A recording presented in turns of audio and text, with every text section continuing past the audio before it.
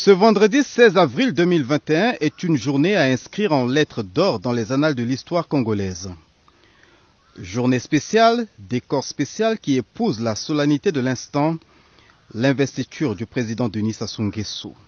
À l'extérieur du palais des congrès, sur les abords du boulevard Alfred Raoul, les Brazzavillois qui n'aiment pas se faire compter les événements de leur temps et de leur ville ont pris d'assaut les lieux dans un élan patriotique sans commune mesure.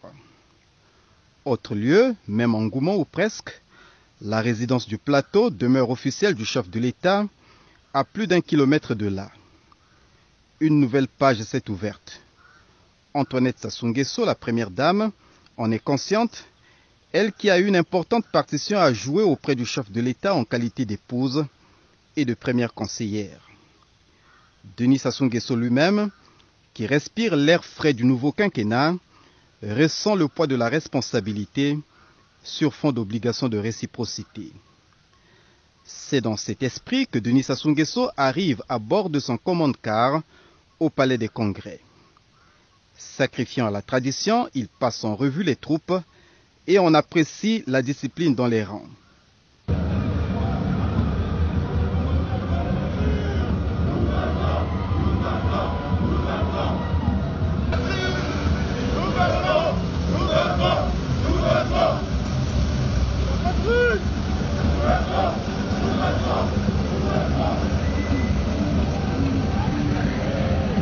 Premier des chefs d'État arrivé au Palais des Congrès, Denis Sassou Nguesso, qui est sous les feux de la rampe, se plie chaleureusement au devoir d'hospitalité en accueillant fraternellement les 20 chefs d'État qui ont foulé le sol congolais pour la circonstance.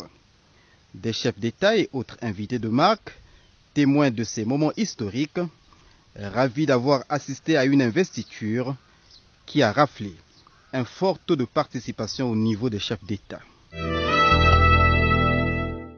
L'acte fort de la cérémonie d'investiture du président de la République est l'entrée dans la grande salle du Palais des Congrès des membres de la Cour constitutionnelle pour l'audience publique et solennelle. La séance est dirigée par Auguste Iloki, président de cette Cour, qui invite pour la circonstance le président élu au premier tour du scrutin des 17 et 21 mars 2021, Denis Sassou Nguesso, pour sa prestation de serment. Après lecture de l'extrait de la décision sur le contentieux électoral et les résultats définitifs, Denis Sassou Nguesso, déclaré vainqueur dès le premier tour, prête serment en ces termes. Moi, Denis Sassou Nguesso, président de la République, je jure solennellement de respecter et de faire respecter la Constitution et de défendre la nation et la forme républicaine de l'État, de remplir royalement les hautes fonctions que la nation et le peuple m'ont, de garantir la paix et la justice à tous, de préserver l'unité nationale et l'intégrité du territoire national, la souveraineté et l'indépendance nationale.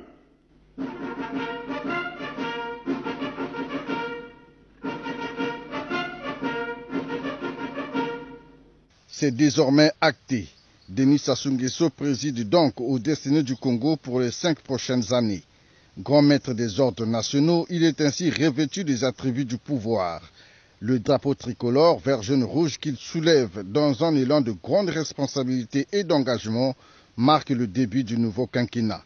Un mandat plein de défis à relever dans un contexte marqué par la double crise économique et sanitaire, ce qui naturellement suscite cette interpellation du président de la Cour constitutionnelle, Auguste Iloki. Il se trouve aussi, Monsieur le Président de la République, que vous avez vu et entendu à l'occasion de la campagne électorale, vos compatriotes dans toute leur diversité. Ils vous ont exprimé leur joie, leurs angoisses et leurs attentes. Monsieur le Président de la République, les Congolais viennent de jouer leur partition.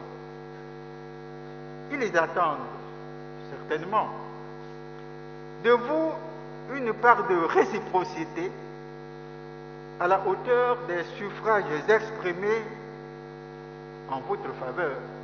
C'est dans cet esprit d'interpellation que le président de la République du Congo, Denis Sassou Nguesso, a déroulé les grands axes de son action tout au long du mandat qui a débuté ce vendredi 16 avril 2021.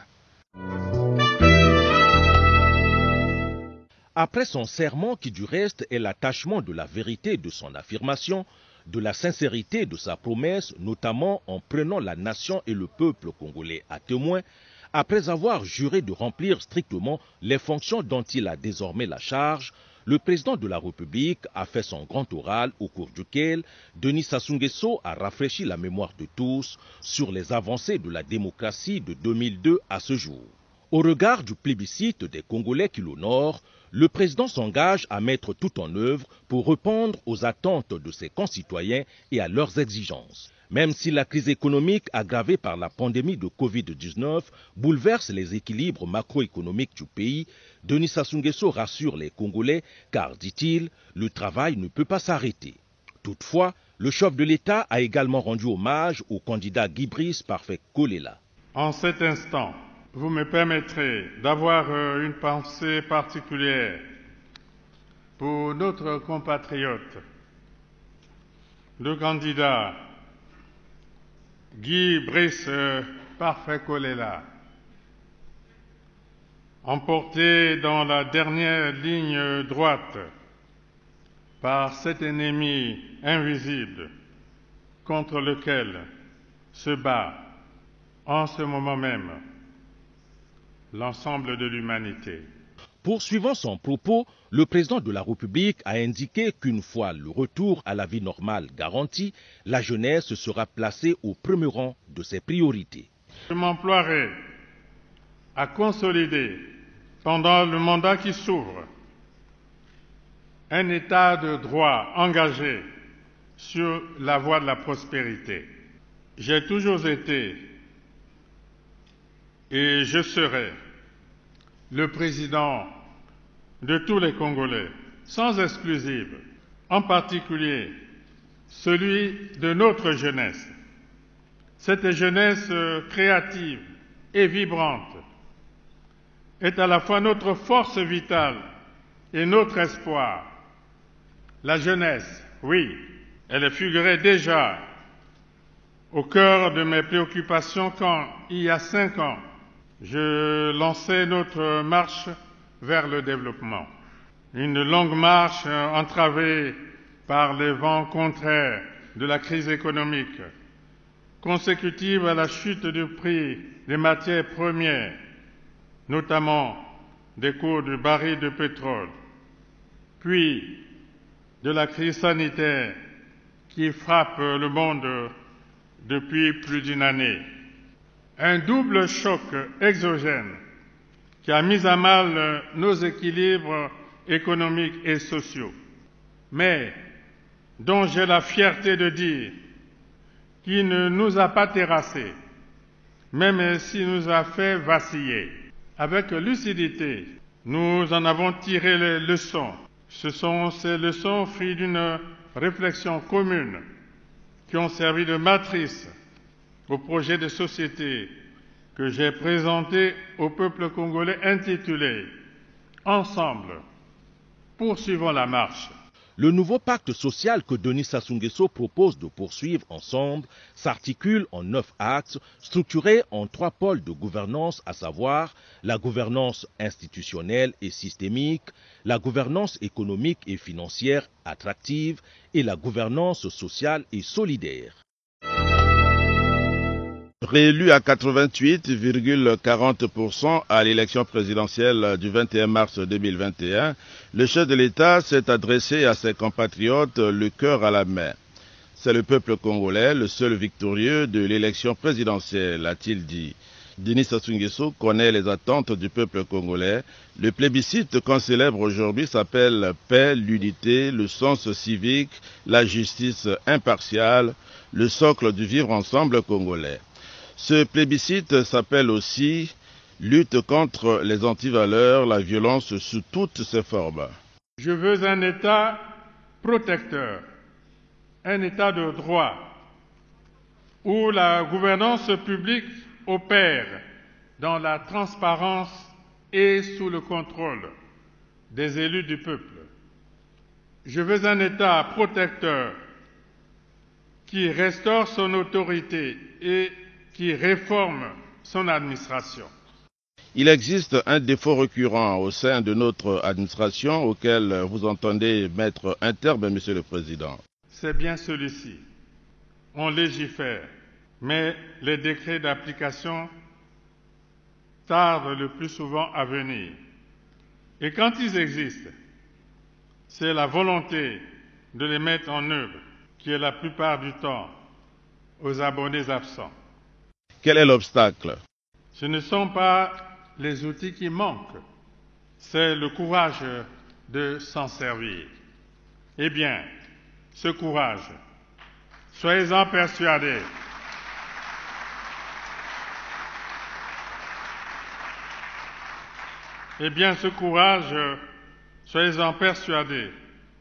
ne nous manquera pas.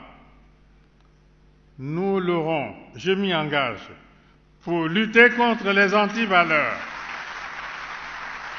Nous l'aurons, je m'y engage, pour lutter contre les antivaleurs dans les administrations et les organismes publics. Denis Sassou Nguesso a évoqué l'agriculture. L'invite dans ce secteur est récurrente, mais les choses sont restées au stade simplement déclaratoire. Nous avons trop attendu. Je veux que mon nouveau mandat ait pour priorité cette révolution agricole que le pays attend. La confiance que vous venez de nous m'accorder montre que vous adhérez à ce message. Cette ambition d'indépendance alimentaire sera créatrice d'emplois pour les jeunes qui participeront activement, non pas à l'agriculture de nos ancêtres, mais à une agriculture modernisée et mécanisée. Notre terre est fertile et nous pouvons être ambitieux. Nous n'avons pas le droit de subir l'importation d'aliments impropres à la consommation, a conclu le chef de l'État Denis Sassou Nguesso sur ce secteur. Au terme de son discours d'investiture, le président de la République, Denis Sassou Nguesso, a été complimenté sur son entrée en fonction pour un nouveau mandat de 5 ans à la tête du Congo. Une série de félicitations qui a commencé par celle de son épouse, la première dame Antoinette Sassou Nguesso, suivie de celle de ses pairs africains qui ont fait le déplacement de Brazzaville.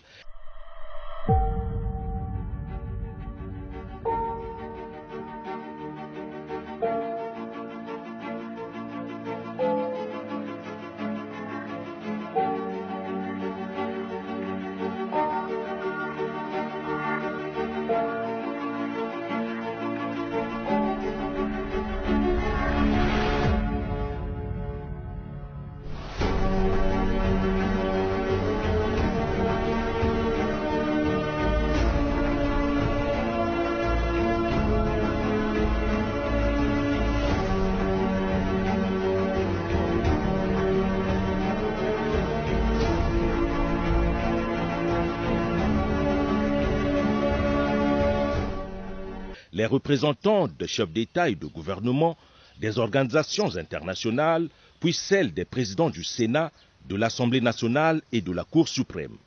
Cette cérémonie d'investiture du président Denis Sassou Nguesso a été ponctuée par une salve de 21 coups de canon de 122 mm D30 tirés par l'artillerie sol-sol des forces armées congolaises.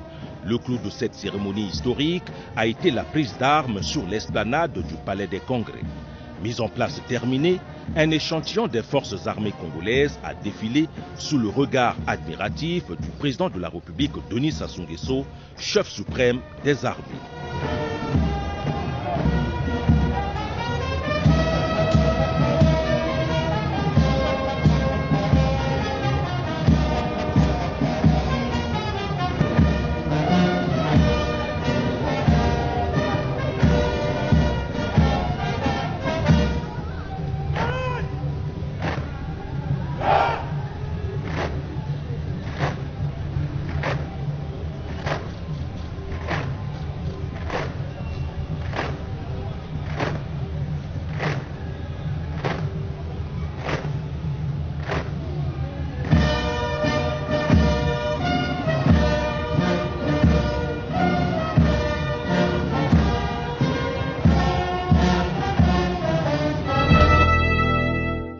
processus électoral amorcé depuis quelques mois en République du Congo a connu son épilogue ce 16 avril 2021 avec l'investiture du président Denis Sassou Nguesso, vainqueur de la présidentielle des 17 et 21 mars dernier.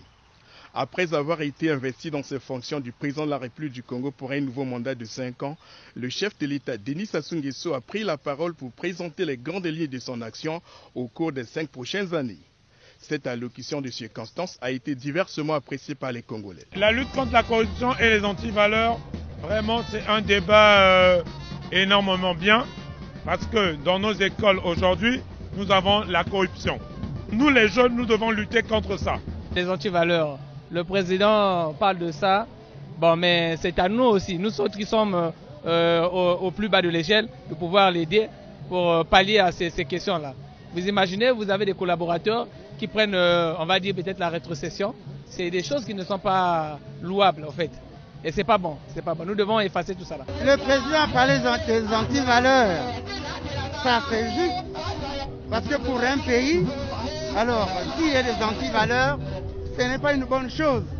Et nous devons s'y mettre pour que le pays aille sur les rails.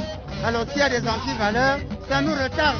Nous reculons et c'est pas normal. C'est pas honorable que notre pays puisse avoir des mauvais rangs en termes de corruption, des mauvais rangs en termes de jugement au plan international. Le doing business, nous n'avons pas un rang honorable. Il faudrait qu'on relève ce défi parce qu'en relevant ce défi, nous allons faire venir les investisseurs de notre pays.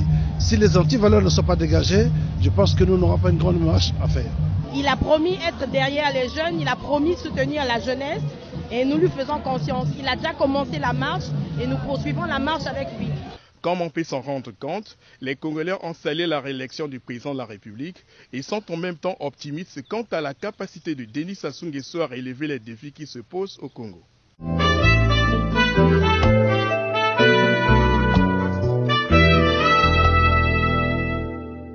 Arrivé en fin d'après-midi à Brazzaville, le président du Libéria, Georges Weah, a été le premier à être reçu en audience par le chef de l'État congolais Denis Sassou Nguesso. À sa sortie d'audience, le président libérien Georges Weah a salué l'excellence des relations de coopération bilatérale entre le Libéria et le Congo, avant de renouveler au président de la République Denis Sassou Nguesso ses sincères félicitations quant à sa réélection au sommet de l'État pour un nouveau mandat de 5 ans. Georges Weah s'est dit reconnaissant des différents conseils reçus du président de la République Denis Sassou Nguesso, conseils qui ont permis de trouver des voies de sortie de crise au conflit armé qui a paralysé son pays, le Libéria, pendant plusieurs années. Quand j'étais élu comme un président, le premier qui est arrivé dans mon pays, c'était lui. Et notre deux pays, ça marche, on a bonne coopération et je suis très content. Aujourd'hui, le nom que j'attends quand j'étais petit, même en tant que footballeur, président Sassou. Aujourd'hui, je suis près de lui, je suis très fier. Aujourd'hui, mon pays est bien, mon pays est collaboration et coopération avec tous les pays. Et il y a la paix. Tu sais, on a vu la guerre. Aujourd'hui, il y a 3 ans, les Nations Unies qui ont quitté notre pays. Aujourd'hui, il y a la paix. Je crois que c'est une grande chose, grâce à eux. Après le Libérien Georges Weah, le tour a échu au président de la transition malienne Bandao de conférer avec son hôte Denis Sassou Nguesso. Le président de la transition malienne s'est dit satisfait de la qualité des échanges qu'il a eus avec le président congolais Denis Sassou Nguesso. Des échanges qui auraient tourné autour de la situation politico-sécuritaire au Mali. Après la cérémonie relative à l'investiture du président de la République Denis Sassou Nguesso qui a eu lieu ce 16 avril 2021, le chef de l'État congolais a accordé une série d'audiences à quelques hautes personnalités venues rehausser par leur présence cette cérémonie historique. Au nombre de ces personnalités reçues, Rose Christiane Osuka-Raponda, Premier ministre du Gabon, et Évariste Ndayishimiye, président de la République du Burundi. La première à ouvrir cette série d'audiences accordée par le chef de l'État Denis Sassou Nguesso, c'est Rose Christiane Osuka-Raponda, Premier ministre du Gabon. Elle était porteuse d'un message écrit du président de la République du Gabon, Ali Bongo Ondimba, à son homologue congolais, Denis Sassou Nguesso. Évariste Ndayishimiye a été la deuxième personnalité à être reçue par le président de la République, Denis Sassou Nguesso. À son arrivée, le chef de l'État burundais avait dans ses bras une sculpture représentant un batteur, un présent offert au président Denis Sassou Nguesso en guise de félicitations pour sa réélection à la tête du Congo. Au sortir de l'audience, le président Évariste Ndayishimiye a salué la bonne organisation de la cérémonie d'investiture, tout en se réjouissant des bonnes relations d'amitié et de coopération qui lient le Congo et le Burundi.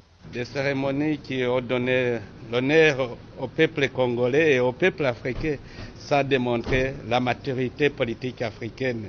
Alors nous étions vraiment très contents, nous nous sommes réjouis de participer à ces cérémonies qui ont montré un avenir meilleur pour l'Afrique. Nous venons d'échanger sur nos relations historiques et avantageuses qui ont caractérisé la République du Congo et la République du Burundi. Et vraiment, nous avons apprécié nos bonnes relations. Vous savez, il a déjà visité le Burundi à maintes reprises.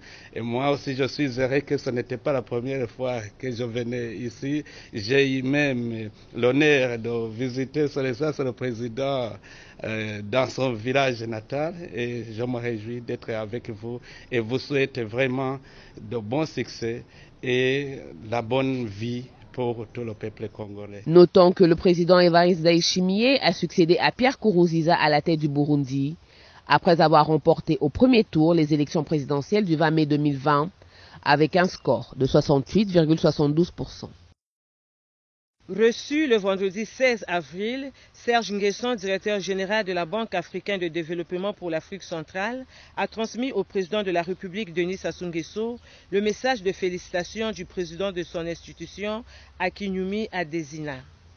Serge Nguesson a mis à profit cette rencontre avec le chef de l'État pour évoquer un certain nombre de projets de réalisation dans le cadre du développement du Congo et de l'Afrique centrale.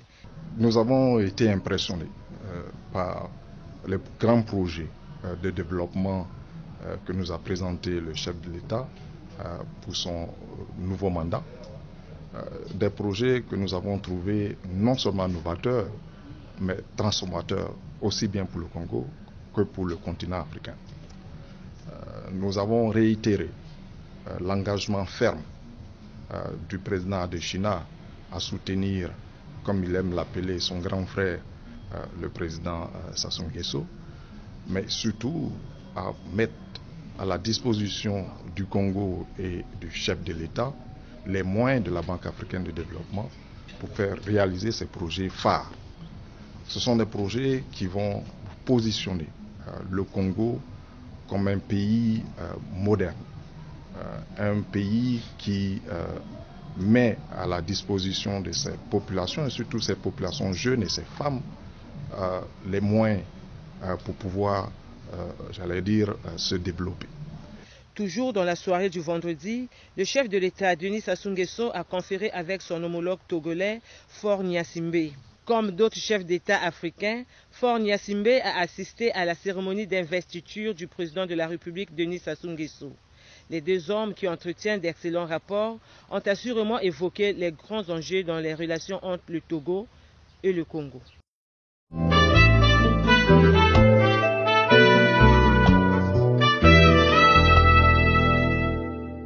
La réunion de la coordination nationale de gestion de la pandémie de coronavirus Covid-19 s'est tenue le mercredi 14 avril 2021 par visioconférence sous l'autorité du chef de l'État Denis Sassou Nguesso.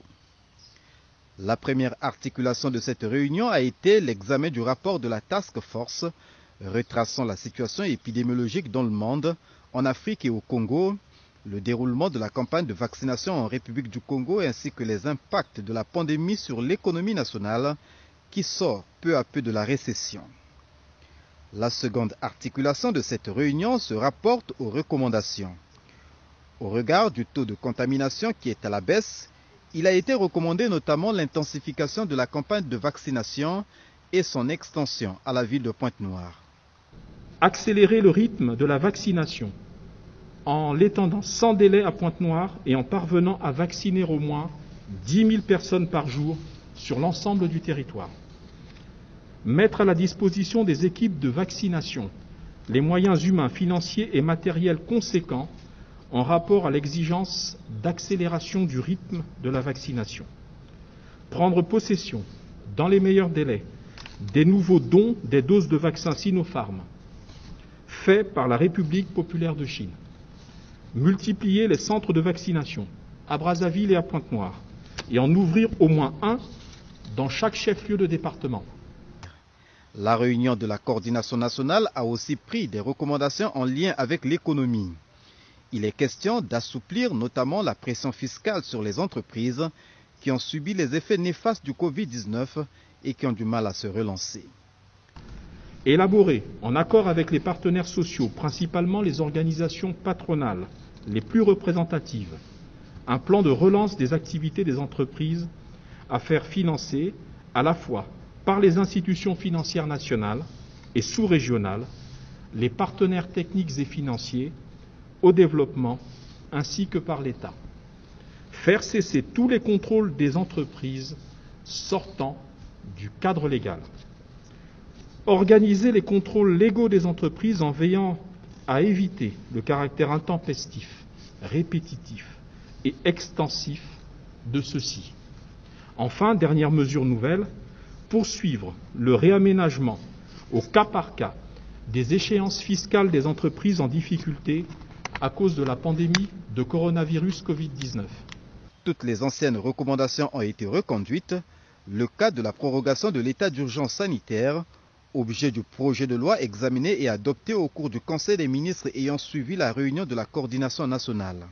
Invité par le président de la République à prendre la parole, le ministre Bininga a rappelé que la pandémie de coronavirus Covid-19 survenue dans notre pays a conduit le président de la République à déclarer pour une durée de 20 jours, à compter du 31 mars 2020, l'état d'urgence sanitaire sur toute l'étendue du territoire national par décret numéro 2020-93 du 30 mars 2020.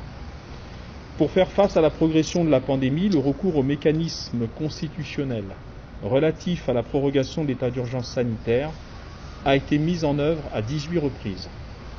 Au terme de l'analyse de la situation épidémiologique actuelle, tant sur le plan international que national, et en tenant compte du rapport des experts près la coordination nationale de gestion de la pandémie, il a été jugé nécessaire de reconduire l'essentiel des mesures édictées par le gouvernement dans le cadre de la riposte contre la pandémie à coronavirus Covid-19. Ainsi, une nouvelle prorogation de l'état d'urgence sanitaire actuellement en vigueur et qui arrive à son terme le 14 avril 2021 est souhaitée. L'article 157 alinéa 3 de la Constitution prévoit que, je cite, « Le Parlement se réunit de plein droit s'il n'est pas en session pour, le cas échéant, autoriser la prorogation de l'état d'urgence ou de l'état de siège au-delà de 20 jours. » Fin de citation. C'est dans ce cadre que la discussion s'est engagée sur le projet de loi soumis à l'examen des membres du Conseil des ministres. Après discussion, le Conseil des ministres a approuvé le projet de loi autorisant la prorogation de l'état d'urgence sanitaire en République du Congo.